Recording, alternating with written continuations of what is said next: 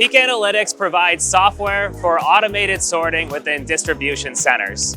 Getting started with us is as simple as hooking up an Ethernet cable to our computers and sending us data and images during automated sorting.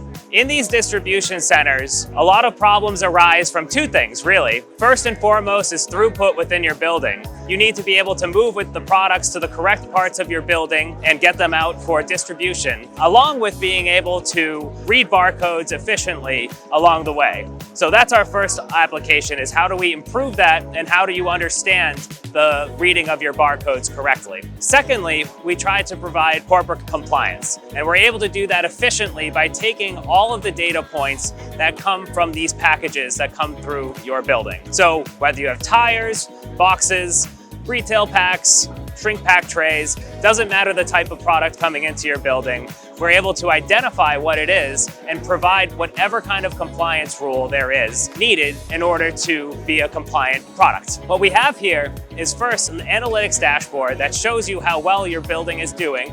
And then we also have down below a chart that shows you what came through, what was read, the dimensions, and then we're able to run our AI models on top of them.